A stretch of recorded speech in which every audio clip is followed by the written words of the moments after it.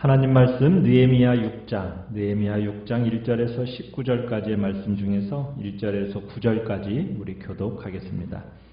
느헤미야 6장입니다. 느헤미야 6장 1절에서 9절까지를 교독하겠습니다. 1절입니다. 산발랏과 도비야와 아라비아 사람 게셈과 그 나머지 우리의 원수들이 내가 성벽을 건축하여 허물어진 틈을 남기지 아니하였다 함을 들었는데 그때는 내가 아직 성문에 문짝을 달지 못한 때였더라.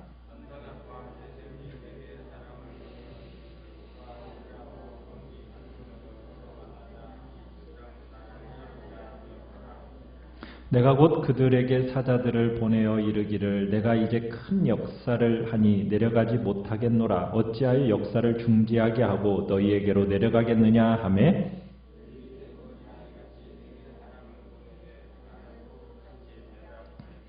산발랏이 5번째는 그 종자의 손에 봉하지 않은 편지를 들려 내게 보냈는데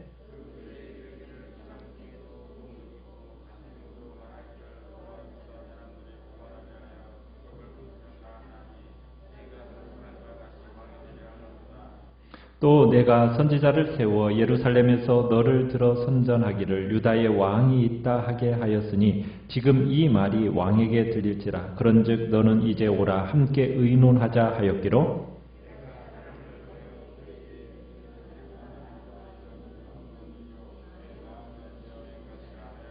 같이 읽습니다. 이는 그들이 다 우리를 두렵게 하고자 하여 말하기를 그들의 손이 피곤하여 역사를 중지하고 이루지 못하리라 함이라. 이제 내 손을 힘있게 하옵소서 하였노라. 아멘. 오늘 말씀의 제목은 온갖 시련을 넘어 마침내 완공되다 라는 제목으로 말씀을 나눕니다. 우리가 하나님의 일을 한다라는 것은 많은 시련과 어려움을 극복해내면서 하는 겁니다. 많은 성도들이 이렇게 생각하는 경향이 있어요. 내가 하나님의 일을 하니까 하나님이 나를 도와주셔서 내가 문제없이 편안하게 살게 도와주시겠지. 그런 생각 우리가 종종 하곤 합니다. 그러나 물론 하나님이 일정 도와주시는 분이 없지 않아 있죠. 우리의 삶에 그런 부분이 있습니다. 그러나 그런 것만은 아닙니다. 하나님이 원하는 귀한 일을 감당하는 과정 속에는 시련이 있어요. 많은 문제와 어려움이 있으면서 그 어려움과 시련들을 다루어내면서 그 일을 해야 한다는 사실입니다. 오늘 우리가 지금 느헤미야서를 보면서 성벽을 짓고 있는 과정 속에 느헤미야에게 나타나는 많은 형태의 어려움들을 우리가 살펴보고 있습니다. 지난 5장에서는 무엇을 보았습니까? 공동체의 내적인 문제들을 보았어요. 공동체 안에 어려움이었습니다. 가난한 자들, 먹고 살기 힘든 자들이 빚을 내서 자녀를 종으로 파는 그런 주제를 아파하면서 정말 공동체가 깨트려질 어려움들을 맞았었죠. 그때 느헤미야를 중심으로 해서 지혜롭게 문제를 잘 다루어내면서 공동체가 성장하는 계기가 되었습니다. 그 정도까지 했으면 어떻게 보면 어지간한 이 어려움도 이제 겪었잖아요. 그러면 이제 우리가 기대하는 바는 뭐겠어요? 이제 성벽이 완공되겠구나. 이제 우리는 그렇게 기대를 하잖아요. 그런데 오늘 본문에 보면 6장에 또 다른 많은 어려움이 등장하는 것을 보게 됩니다. 지금까지 겪어왔던 어려움과는 또 다른 어려움이에요. 그 구별점이 있어요. 지금까지는 조롱했습니다. 협박했습니다. 군사적으로 위협도 가했습니다. 그러면서 성벽을 못 지게 했어요. 그만큼 노력을 해왔어요. 그런데 오늘 6장에서는 성벽을 짓지 못하도록 방해하는 건 똑같아요. 그렇지만 목표가 무엇입니까? 느헤미야입니다. 느헤미야. 지금까지는 성벽 공사 자체가 목표였다면 이제는 느헤미야를 넘어뜨림으로 인해서 성벽 공사를 방해하고 싶어 하는 거예요. 그러니까 대적들이 일어나서 하나님의 거룩한 일을 방해할 뿐만 아니라 그 일을 방해하기 위해서 누구를 공격하는 거예요? 지도자를 공격하는 겁니다. 지도자를. 여러분 그런 면에서 여러분들이 기도하는 그 자리에서 꼭 저와 같은 부족한 사람을 위해서 기도해 주시길 바라요. 여러분의 기도 없이는 제가 이 사역 감당할 수 없습니다. 우리의 당회를 위해서도 기도해 주십시오. 당회도 기도 없이는 주의 복된 사역을 감당할 수가 없습니다. 여러분, 어떤 형태로든지 성벽을 못 지게 하려고 해봤어요. 그러더니 이제는 안 되니까 누구를 이제 넘어뜨리려는 거예요? 지도자를 넘어뜨려서 성벽을 무너뜨리려고 하는 시도를 지금 하고 있는 겁니다. 자, 구체적으로 어떻게 하고 있는가? 우리 2절을 같이 한번 읽어보겠습니다. 2절입니다. 시작. 산발랏과 게셈이 내게 사람을 보내어 이르기를 오라 우리가 어느 평지 한 촌에서 만나자 하니 실상은 나를 해하고자 함이었더라. 지금까지는 막 반대만 일삼았던 사람들이 이 산발랏과 게셈이었어요. 그런데 이 사람들이 사람을 보내어 가지고 어느 평지에 있는 한 촌에서 만나자고 요청한 겁니다. 여러분, 이게 무슨 말이겠어요? 평화의 제의를 해온 겁니다. 평화의 제의. 그러니까 화친을 청하고 있는 거예요. 우리가 지금까지는 잘 못 지냈는데 이제부터는 잘 지내보자는 거죠. 그러기에 좀 만나서 좀 평화롭게 살 수 있는 길이 있는지 우리 한번 의논해보고 화친을 지금 청하고 있는 겁니다. 자, 그런데 그 뒤에는 뭐가 감추어져 있어요? 실상은 뭐라고요? 나를 해하고자 합니다. 느헤미야를 해코지해서 죽이려고 하는 것이 그 뒤에 감추어져 있는 목적이에요. 그런데 그 뒤에 감추어져 있는 실제 목적은 지금 보여요? 안 보여요? 안 보여요. 그러니까 참 어려운 싸움이죠. 계속 그런데 이 사람들이 반대만 하다가 이제 좋은 말을 하니까 대부분 어떤 생각이 듭니까?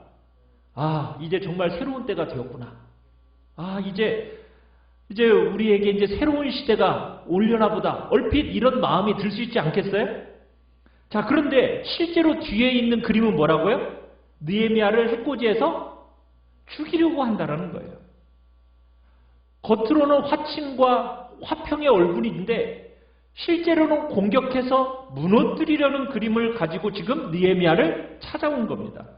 참 얼마나 감당하기가 어렵고 분별하기가 어려워요. 그러니까 성경을 보면 대적이 우리를 대놓고 늘 반대만 하는 게 아니에요. 평화의 얼굴을 가지고 화평을 청하면서 타협함으로 하나님의 일을 제대로 못하도록 하려는 것이 또한 대적의 방법이에요. 여러분, 우리가 출애굽기를 보시면 출애굽 당시에 하나님께서 언약 백성들을 내보내지 않으려고 하는 이 바로에게 어떤 일을 하십니까? 10가지 재앙을 통해서 징계를 하시잖아요. 자, 바로가 10가지 재앙 중에 4번째 재앙 무슨 재앙인지 혹시 아세요? 파리 재앙입니다. 파리 재앙. 이 파리 재앙을 당하고 나서 이 바로가 깜짝 놀라가지고 이 모세를 불러들였습니다. 그러면서 뭐라고 제의를 하느냐면 가서 제사는 드리되 멀리 가지 말고 빨리 제사 드리고 돌아와라. 이렇게 요청합니다. 너희들이 원하는 것이 제사지 않냐? 그러니까 제사 드리고 빨리 돌아와서 멀리 가지 마라. 타협점을 딱 제시합니다. 8번째 재앙이 있어요. 8번째 메뚜기 재앙인데 메뚜기 재앙이 내려와서 땅에 있는 모든 것을 다 먹어치우니까 바로가 너무 놀라가지고 모세를 다시 불러요. 바로가 모세에게 제사를 드리러 가는데 누가 갈 거냐 하고 질문을 던집니다. 그러자 모세가 뭐라고 얘기냐면 남자와 여자와 어린아이와 노인들까지 다 가야 된다고 이렇게 답변을 했어요. 그러자 바로가 뭐라고 말을 하느냐면 먼 길을 어린애들과 노인들까지 갈 것이 뭐가 있느냐. 남자들, 장정들만 갔다 와라. 이렇게 얘기를 하는 거예요. 그러면서 타협점을 또 제시하는 겁니다. 9번째 재앙이 있어요. 9번째 재앙은 뭐예요? 온 땅에 흑암이 가득하니까 또 바로가 놀라가지고 모세를 다시 불렀어요. 사람들은 이제 이렇게 얘기해요. 사람들은 다 데리고 가되 소와 양은 두고 가라는 거예요. 끝없이 뭘 제시하고 있어요? 타협책을 제시해요. 타협책. 그러면서 끝없이 하나님께 온전한 순종을 못하도록 타협점을 끊임없이 제시하는 것이 바로 사탄의 계략이고, 그리고 그게 대적들의 방법이에요. 하나님이 기대하는 건 뭡니까? 하나님이 기대하는 것은 온전한 순종이에요. 그런데 이 대적들은 타협하도록 하고 멈추도록 만드는 거예요. 이게 대적들이 가장 즐겨 쓰는 방법 중에 하나입니다. 오늘 이 시대 표현으로 말하자면 이렇게 얘기하죠. 내가 교회 가는 거, 예수 믿는 거 그거 찬성한다. 대신에 너무 광신적으로는 믿지 마라. 그러니까 사회 통념이 받아들여지는 정도만 믿어라. 그렇게 가르쳐요. 물론 저도 광신적으로 믿으라고 말씀드리지는 않겠습니다. 그렇지만 여러분의 마음속에 어떤 마음이 있어야 해요? 예수보다도 더 귀한 것이 없도록 믿어야죠. 이 땅에서 무엇이 제일 소중해요? 뭐가 제일 소중해요? 예수님이 제일 소중하시죠? 네, 그렇게 믿는 거예요. 주님을 위해서라면 대가 지불 어떤 것도 아깝지 않도록 그렇게 우리가 예수를 믿어야 그게 기독교를 제대로 믿는다라고 말할 수 있는 거잖아요. 여러분에게 너무나도 소중한 가족들이 있어요. 그러나 가족들과 하나님 무엇이 더 우선순위에 있어야 되죠? 누가? 하나님이죠. 하나님이 가장 소중한 자리에 계실 때 우리의 가족들도 가장 적절한 자리에 있게 되는 거예요. 주님이 가장 중요한 자리에 앉으셔야 되는 거죠. 그러면 나머지 모든 것들이 각자에서 위치에서 고귀함을 드러내고 있게 되는 거예요. 회복하게 되는 거예요. 그런 면에서 적당히 믿는 게 가능합니까? 불가능합니까? 불가능한 거죠. 믿으려면 어떻게 믿어야 돼요? 제대로 믿어야죠. 제대로. 주님을 위해서 아무것도 아까워하지 않도록 그렇게 믿어야 기독교를 바르게 믿는 거죠. 그러나 세상은 우리에게 어떻게 한다고요? 끊임없이 타협책을 제시하는 거예요.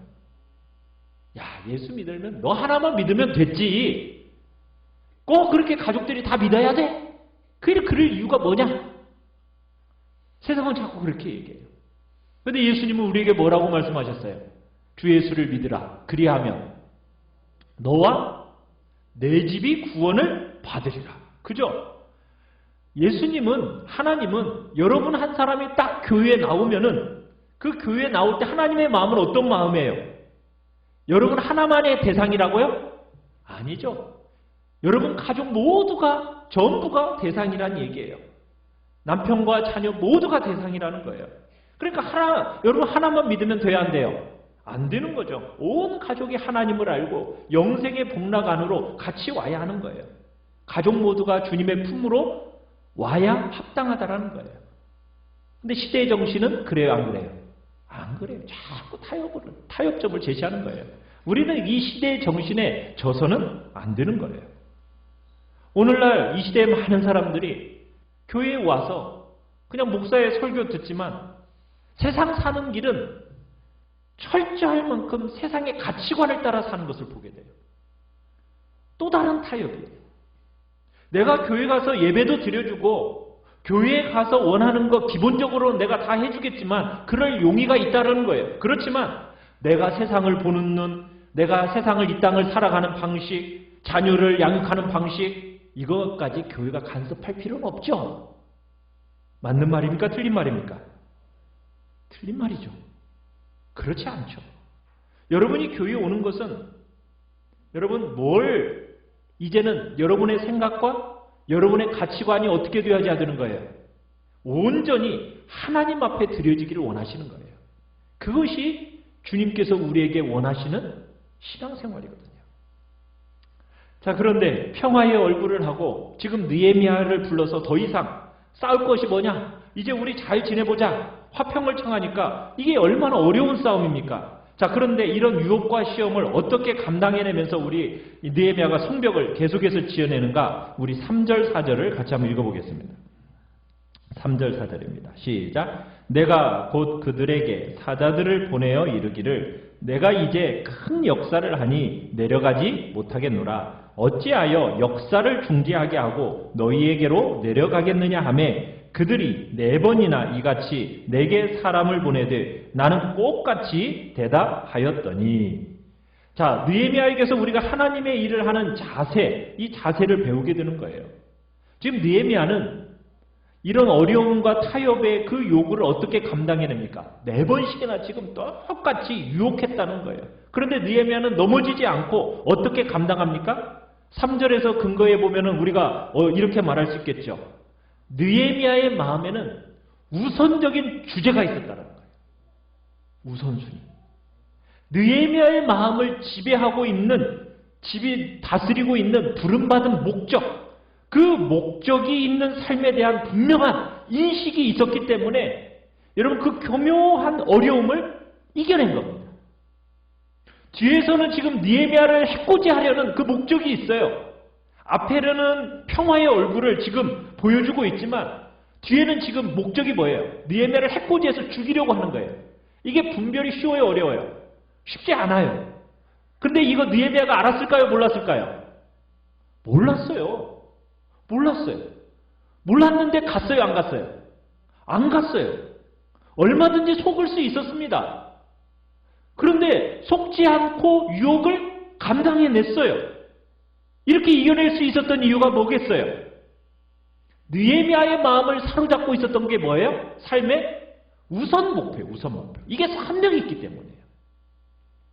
내가 지금 뭐 하고 있는데, 내가 이제 3절에 보면 큰 역사를 하고 있는데 내가 잠시라도 멈추게 해서야 되겠는가? 안 된다. 이 사실을 분명하게 인식하고 있는 겁니다. 그러니까 대적들은 어떤 지금 꿍꿍이를 가지고 있는 거예요. 느헤미야가 오노 평지에 딱 오면은 공사가 잠시 중단될 거 아니겠어요? 그러면 그 틈을 이용해서 느헤미야를 죽일 수 있겠다. 그런 효과를 기대하면서 지금 화평을 청했던 거거든요. 그러니까 느헤미야는 그것을 몰랐을 수도 있어요. 그런데 느헤미야의 마음은 지금 어떤 것에 지금 가득 차 있는 겁니까? 성벽을 쌓는 하나님이 부르신 그 부름받은 일, 이 일에 우선순위를 분명히 두고 살았기 때문에 사사로운 그 유혹들 앞에 넘어져서 실패하지 않고 마음을 지켜낼 수 있었던 거예요. 그러니까 느헤미야는 부름받은 그 귀한 부름에 마음을 들이는 목적이 선명한 삶을 살았다는 얘기입니다. 그 목적을 위해서 지금 내가 다른 거 할 겨를 없다. 이 큰 역사를 내버려두고 내가 어디 가느냐. 그러면서 우선순위를 따라 하나님 앞에서 분명하게 드렸더니 그 평화를 가장했던 위험 앞에서 자기 스스로를 보호하는 지혜를 얻게 되었던 거예요. 여러분의 눈을 빼앗아가는 정말 일이 이 땅에 참 많이 있어요. 여러분의 마음이 사사로운 것에 빼앗기지 않는 삶을 살아가셔야 돼요. 여러분의 부르심의 목적이 무엇인지를 분명하고 선명하게 여러분들이 마음속에 딱 새기고서는 여러분 그 삶을 살아가는, 분별하며 살아가는 지혜가 여러분의 삶에 있어야 된다는 얘기입니다. 참 주인 되신 하나님이 여러분에게 위탁하셨고 여러분을 부르신 그 부름의 삶이 무엇인지를 알고 그 삶에 붙들려가지고 여러분 우선순위 분명히 하면서 여러분 살아가는 거예요. 그게 이 땅을 살아가는 우리 성도들의 삶의 방식인 겁니다. 하나님이 여러분을 어디에 부르고 계십니까? 이 땅에서 무엇이 우선순위입니까? 이거 분별해낼 줄 알아야 돼요. 그래야 이런저런 유혹에 우리가 넘어지지 않게 됩니다. 절대로 되는 대로 살아가서는 돼요, 안 돼요? 안 돼요. 하나님이 나를 부르신 것이 뭘까? 나를 부르신 그 부름의 목적과 부르신 그 삶을 위해서 내가 그 우선적으로 내 삶을 드리며 살아가겠다. 그렇게 느헤미야가 살아갔더니 하나님께 그 지혜로운 삶이 그를 보호하게 된 거예요. 몇 번씩이나 찾아와서 유혹했다고요? 4번씩이나. 그걸 단호하게 거절하면서 물리쳤어요. 그러면 더 이상 올까요, 안 올까요? 안 올 것 같죠? 물러갈 것 같은데 이 대적들은 포기하지 않아요. 방법을 바꿔서 또 공격을 해요. 어떻게 공격하는가? 5절 같이 한번 읽어봅시다. 시작.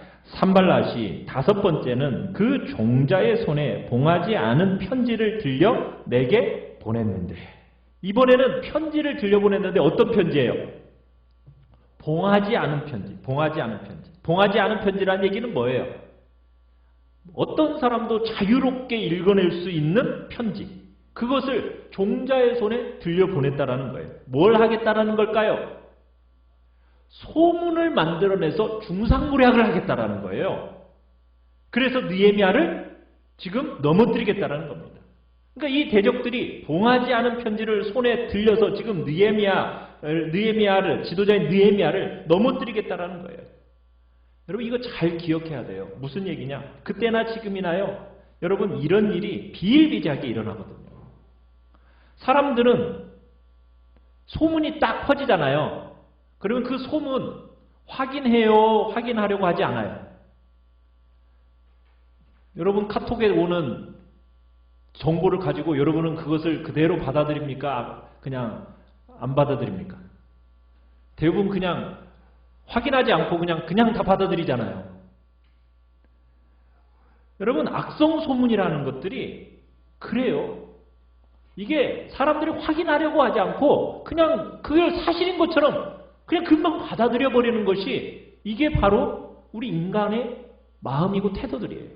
그래서 청교도들은요. 이런 인생들의 경향을 잘 알았기 때문에 말을 할 때는 반드시 세 가지를 거쳐서 말해야 할 것을 이야기했어요. 그러면서 조심했어요. 첫 번째, 악성 소문이 딱 일어나면은 그게 사실인지를 분명하게 확인을 했어요. 그래서 사실이 확인되기 전까지는 절대로 말하지 않았어요. 두 번째는 방법이 뭐냐? 본인에게 직접 물어서 확인했어요. 세 번째로는 그게 다 사실이라는 것이 확인이 되었어도 교회와 하나님의 이름과 성도들에게 유익이 되는가 되지 않는가를 살펴봤어요. 그래서 유익이 안 된다 싶으면 입을 어떻게 했을까요? 다물었어요. 닫았어요. 여러분 그러나 이 사회는 그런 사회예요? 그런 사회가 아니에요. 그런 사회가 아니죠. 남의 얘기를 얼마나 너무나 쉽게 하는 사회예요. 쉽게 하는 정도가 아니죠. 그냥 거기다 갖다 붙여서 너무나 심하게 하는 사회가 이 시대예요. 지도자들을 보호해요? 보호하지 않아요. 너무나도 무자비하게 지금 난도질을 해대는 것이 이 사회잖아요. 이런 아픈 경향을 교회 안에서는 보호해줘야죠. 그죠? 어떤 것들은 책임있게 우리 입을 닫아서 사람들을 보호하고 지켜줘야 되는 거예요. 근데 지금 원수가 봉하지 않은 그 편지를 종에게 들려서 보내고 있는 거예요. 느헤미야를 넘어뜨리려고. 하나님의 그 성벽을 짓는 그 귀중한 일을 하지 못하도록 봉하지 않은 그 편지를 들려보내면서 악성 소문을 만들어내고 있는 거예요. 여러분 그거 어떻게 다루어야 할까요?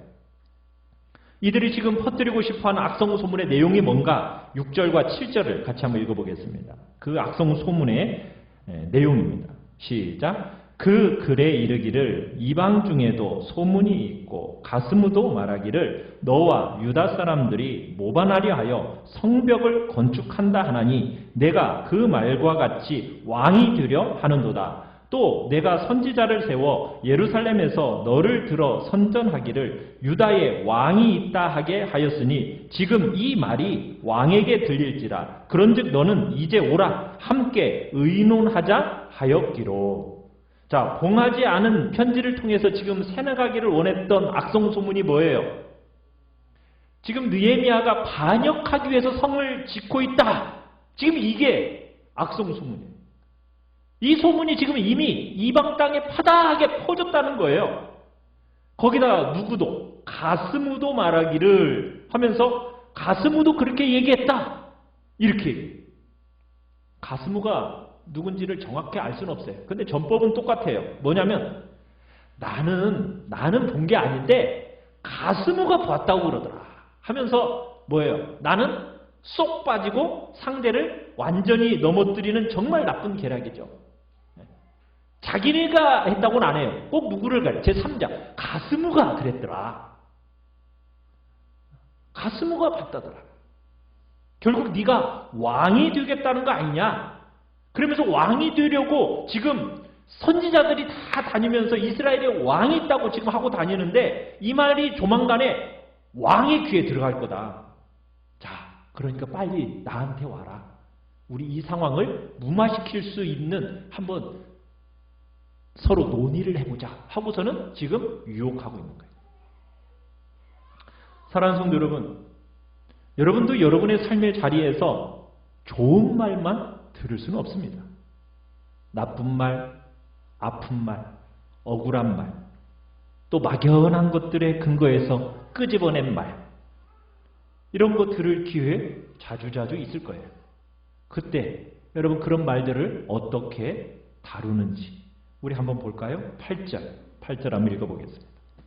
시작. 내가 사람을 보내어 그에게 이르기를 내가 말한 바 이런 일은 없는 일이요 내 마음에서 지어낸 것이라 하였나니. 그리고 9절입니다. 시작. 이는 그들이 다 우리를 두렵게 하고자 하여 말하기를 그들의 손이 피곤하여 역사를 중지하고 이루지 못하리라 함이라. 이제 내 손을 힘있게 하옵소서 하였노라. 자, 지금 이 주제를 어떻게 다루고 있습니까? 지금 느헤미야가 사람 붙들고 왈가왈부 지금 하고 있나요? 여러분, 사람을 붙들고 왈가왈부 하면요, 그 영혼이 소진되고 다치고 고통을 겪게 됩니다. 그래서 어떻게 합니까? 그런 일 없다라는 입장 표명은 분명하게 하는 거예요. 그러지만 사람을 붙들고 이해를 요구하지는 않습니다. 분명하게 아닌 것이다 라고 말은 하지요. 그 다음에는 어떻게 해요? 9절 끝에 가보니까 뭐라고 해요? 이제 내 손을 힘있게 하옵소서. 누구에게로 지금 가고 있습니까? 하나님 앞에 가서 마음을 쏟아내고 있는 거예요. 결국 대적의 목적이 성벽을 허무는 것이에요. 손을 견고하게 해서 성벽 짓는 일에 담력과 용기를 잃지 않게 해달라고 지금 느헤미야가 하나님 앞에 가서 정말 마음을 쏟아놓고 하나님 앞에서 울고 있는 거예요. 여러분, 사람 붙들고 씨름하고 사람에게 무마해 줄 거라는 그 말을 듣고 사람을 만나면 어떻게 돼요? 사람 만나면 불에 기름 붓는 격이 돼요. 악성 소문은 그런 식으로 다루어지는 게 아니에요. 하나님 앞에 마음을 쏟아내야 돼요. 그리고 그 악성 소문에 대해서는 당하는 거예요. 그냥 당하는 거예요. 그렇게 당하고 가잖아요. 그러면 하나님 앞에 그게 뭐가 되는 줄 아십니까? 훈장이 되고 계급장이 돼요. 그런데 내가 당하는 것만큼 나도 몇 마디로 내가 갚아주겠다 하면 그 훈장과 계급장은 다 떨어져 버리는 거예요. 당하면 당하는 거예요. 하나님을 일을 하는 데 있어서 좋은 말만 듣는 게 아니거든요. 왜냐하면 죄인들을 섬기는 것이기 때문에 좋은 말만 들을 수가 없어요. 나쁜 말도 듣게 돼요. 여러분, 그때 사람 붙들고 시시비비를 가리겠다고 여러분 나서게 되면은 그것은 더 내 영혼을 고통스럽게 만드는 거예요. 바르고 선하신 재판관이신 하나님 앞에 내 모든 삶을 분명히 틀림없이 바르게 재판해 주실 것이라는 것을 신뢰하면서 그 마음을 어디에 가서 쏟아넣어야 된다고요? 하나님 앞에 가서 쏟아놓으면서 감당하고 지나가는 거예요. 참 어렵습니다. 쉽지 않죠. 왜? 사람들의 말이라는 것이 귀에 쟁쟁하게 들리기 때문에. 그래서 여러분의 마음과 영혼을 찔러서 여러분의 심령을 상하게 만드는 것이 바로 사람의 말이기 때문이에요. 참 쉽지 않습니다. 자, 그런데요, 느헤미야는요, 그걸로 끝나는 게 아니에요. 더 큰 아픔이 기다리고 있어요. 그게 뭐냐? 10절을 읽어보겠습니다. 10절. 시작. 이후에 무헤다벨의 손자 들라야의 아들 스마야가 두문 분출하기로 내가 그 집에 가니 그가 이르기를 그들이 너를 죽이러 올 터이니 우리가 하나님의 전으로 가서 외소 안에 머물고 그 문을 닫자. 저들이 반드시 밤에 와서 너를 죽이리라 하기로. 자, 여기서 나오는 스마야라는 사람은 누구냐면 제사장입니다. 제사장. 이 스마야가 두문불출하는 거예요. 그래서 느헤미야가 그 스마야를 찾아갔습니다. 그랬더니 스마야가 뭐라고 얘기하느냐? 내가 기도 중에 깨달았다라는 거예요. 뭘 깨달았느냐? 오늘 밤에 사람들이 너를 죽이려고 올 거다. 그러니 빨리 집에서 도망쳐서 성전의 외소 안으로 들어가자. 그래서 나와 함께 기도하고 그리고 네 안전을 도모하자. 이렇게 말하는 겁니다. 네가 살아야 성벽도 계속 지을 수 있는 거 아니겠느냐. 이게 스마야의 말이에요. 자, 그런데 이 스마야는 사실 어떤 사람입니까? 12절 한번 볼까요? 시작. 깨달은즉 그는 하나님께서 보내신 바가 아니라 도비야와 산발랏에게 뇌물을 받고 내게 이런 예언을 함이라. 자, 참 스마야가 못된 사람이에요.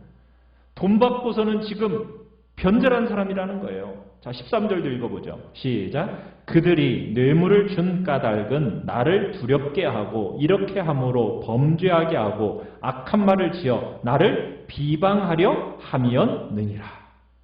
그러니까 지금 만약 느헤미야가 이 스마야의 말을 딱 듣고서는 두려움에 사로잡혀가지고 성전 외소에 들어갔다. 여러분 그러면 어떻게 되었겠어요? 원래 성전에는 누구만 들어갈 수 있는 거예요? 제사장만 들어갈 수 있는 거예요. 제사장들밖에 못 들어가요. 그런데 느헤미야가 두려움에 붙들려서 성전에 들어가면은 그것은 뭘 어기는 겁니까? 율법을 어기는 거예요. 율법을 어기는 거. 그러면은 백성들한테 율법을 어긴 자라는 비난을 받게 되는 겁니다. 그렇게 해가지고 느헤미야의 지도력에 어떻게 치명적인 손상을 가하기 위해서 지금 느헤미야를 공격하기 위한 스마야의 전법이었던 거예요. 여러분 지금 누구를 사용하고 있어요? 원수 마귀가 하나님의 사람을 넘어뜨리기 위해서 지금 누구를 사용하고 있죠? 제사장이에요. 제사장. 하나님의 사람을 사용하고 있는 거예요. 여러분 우리가 하나님을 섬기는 일에 있어서 여러분 이런 어려움이 있다는 거 잊어서는 안 됩니다. 사람을 아끼고 사랑하지만 사람은 믿을 대상이 돼요? 안 돼요? 안 돼요. 안 돼요. 사람은 완전한 존재가 아닙니다. 우리가 아무리 훌륭해 보여도 사람은 한계가 있고 약함이 있는 존재예요. 인생이라는 것은요. 어쩔 수 없는 한계투성이에요. 여러분 사람 믿었다가 실망하게 되는 거예요. 낙심하고 좌절하게 되는 거예요. 오늘날 한국 사회에 한국 교회 안에 여러분 지도자를 믿고 신뢰하고 따라갔다가 그로 인해서 실망하고 좌절하고 낙심해서 교회를 떠나간 사람들이 얼마나 많아요. 그죠? 대적들이 일어나서 주변에서 자기를 괴롭고 아프게 하는데 지금 제사장이라는 사람이 자기 편이 되어야 될 텐데 자기 편이 안 되어주고 참으로 기도도 하면서 좀 남들보다 좀 앞장서서 좀 나가야 될 사람이 돈 받아먹고서는 자기를 속이는 거예요. 느헤미야 같았으면 지금 어떻게 하겠어요? 이거 그냥 다 때려치워버리라. 그죠? 근데 느헤미야는 제사장이 그렇든 안 그렇든 넘어지지 않아요. 성벽 짓는 일을 끝까지 충성스럽게 감당해냅니다. 결국 오늘 본문에서 드디어 성벽이 완공이 돼요. 140년 동안 지어지지 않았던 그 성벽이 며칠 만에 지어진지 아세요? 우리 15절 16절 같이 한번 읽어보겠습니다. 시작. 성벽 역사가 52일 만인 엘루월 25일에 끝나매 우리의 모든 대적과 주위에 있는 이방 족속들이 이를 듣고 다 두려워하여 크게 낙담하였으니 그들이 우리 하나님께서 이 역사를 이루신 것을 알미니라. 여러분 제사장이 나한테 이랬다고?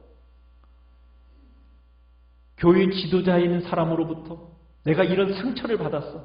너무 분노하고 내가 억울해서 내가 더 이상 교회 일 하나 봐라. 내가 다시는 상처받지 않기 위해서 내가 더 이상은 깊숙이 안 들어가겠다. 여러분 그렇게 얕게 믿어서는 안 된다는 거예요. 믿다가 상처받고 또 넘어질까 봐 두려워서 마음 열지 못하고 헌신하지 못하는 것. 오늘 이 시대에 많은 한국교회의 성도들의 모습이에요. 많은 대형교회에 흘러들어간 사람들. 아니 아예 가나안 성도들. 가나안 성도가 뭐라고 그랬어요? 거꾸로 읽어보세요. 가나안. 안 나가. 교회 안 나가면서 자기는 성도라고 하는 사람들이 있어요.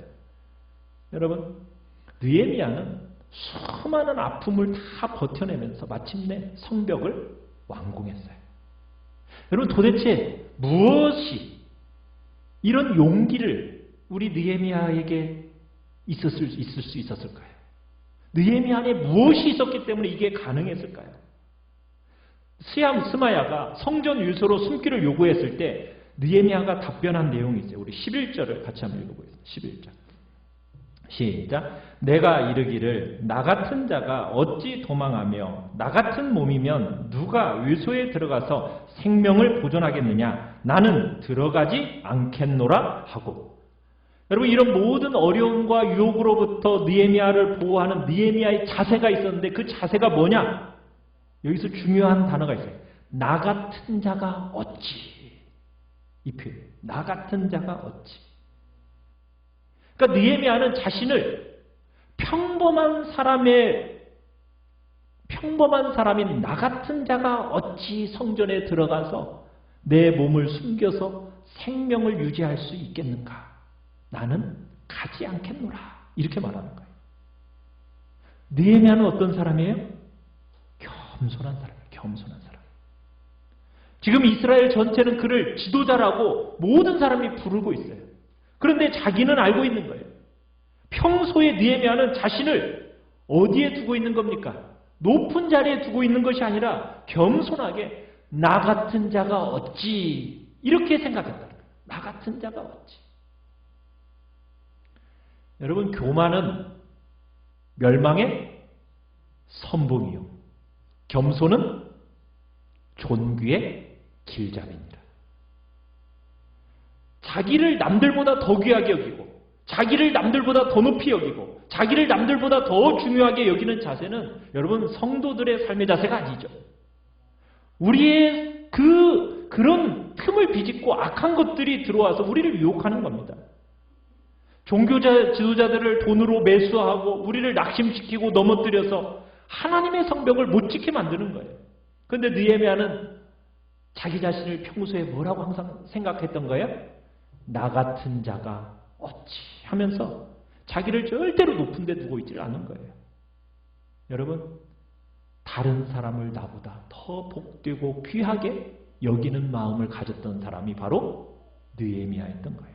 이게 느헤미야의 첫 번째 중요한 자세예요. 또 하나는 뭐냐? 스마야가 뭐라고 했어요? 내가 기도했더니 오늘 밤에 나쁜 것들이 와서 너를 죽이겠다고 한다. 하나님이 나에게 계시를 보여주셨다. 여러분 제사장이라는 사람이 자기의 영적인 권위를 이용해가지고 여러분 이렇게 말을 하면은 그 유혹 이기기가 쉬워요? 어려워요? 어렵죠. 그렇지 않습니까? 그런데 그것을 분별해내는 거예요. 뭐 때문입니까? 느헤미야는 객관적인 진리 위에 서 있었기 때문에 이게 가능했던 거예요. 여러분 주관적으로 뭔가를 들었어요. 내가 뭔가를 봤어요. 오늘날 한국교회는 이런 사람들의 말에 의해서 너무 많이 막 흔들려요. 내가 뭔가를 들었다니까. 내가 뭔가 봤어. 내 말 들어. 여러분 이 말에 성도들이 너무 많이 흔들리고 유혹이 돼요. 그러나 느헤미야는 그 말이 흔들리지 않았어요. 그는 무엇을 붙들고 있었던 겁니까?